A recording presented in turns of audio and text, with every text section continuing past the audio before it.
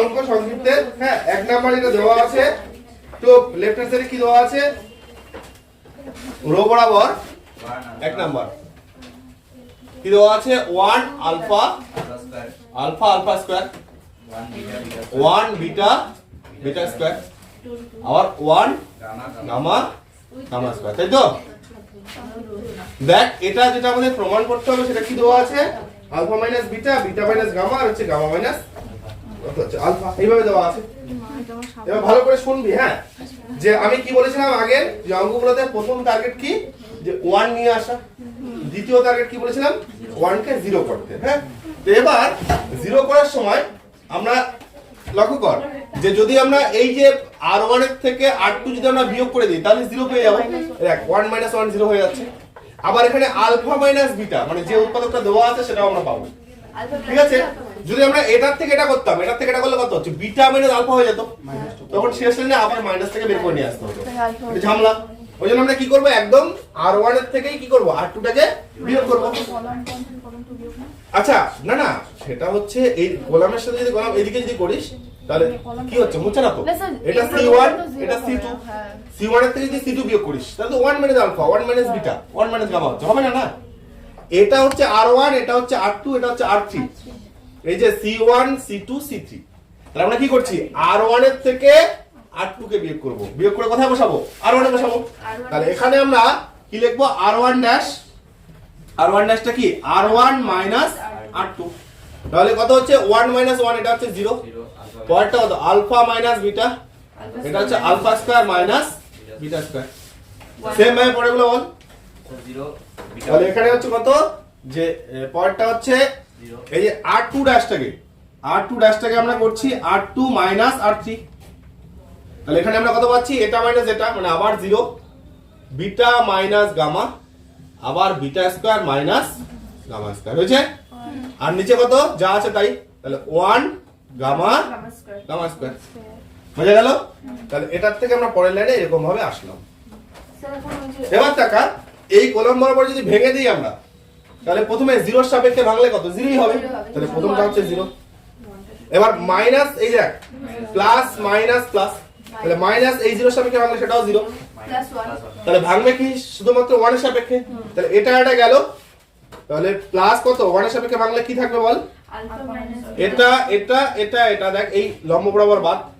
তাহলে কি হচ্ছে alpha minus beta alpha square minus beta square তারপরে বিটা মাইনাস গামা আবার কত হচ্ছে বিটা স্কয়ার মাইনাস ডিটারমিনেন্টটা যেটা ছিল সেই ডিটারমিনেন্টটা কি ছিল 3/3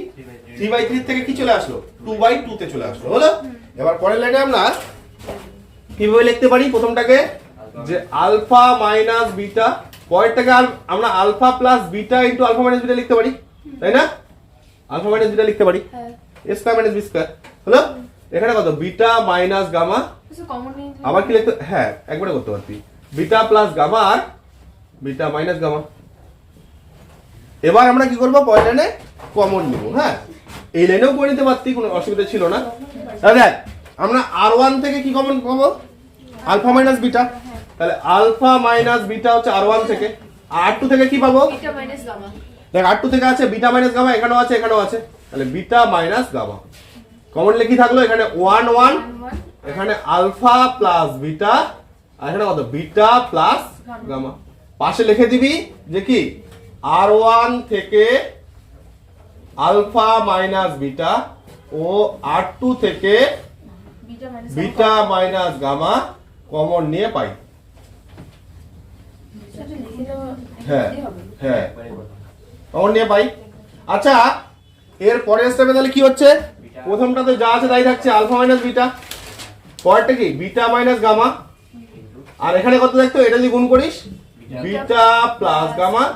মাইনাস আলফা আবার মাইনাস বিটা তাহলে এখানে লক্ষ্য কর যে minus beta minus plus beta কেটে গেল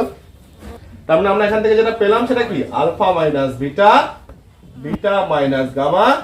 আবার গামা মাইনাস আলফা এটাই হচ্ছে কি রাইট হ্যান্ড সাইডে দেওয়া আছে হলো ঠিক আছে এবার এরপরে দেখ বেশিরভাগ অঙ্ক নিজেকেই করতে হবে এখানে নাম্বার 2 টাকা তো 1 1 1 দেখতে পাচ্ছিস প্রথম রো বরাবর, তাহলে এটা কি আর রো দিয়ে করলে হবে? এটা কলাম দিয়ে করবি, তাহলে একটা 1 কে ঠিক রাখবি, বাকি দুটাকে কি করবি? 0। উৎপাদকগুলো দেখ কি আছে, a minus b b minus c c minus a, তাহলে a থেকে b বিয়োগ করবি, তাহলে c1 ড্যাশটাকে কি করবি?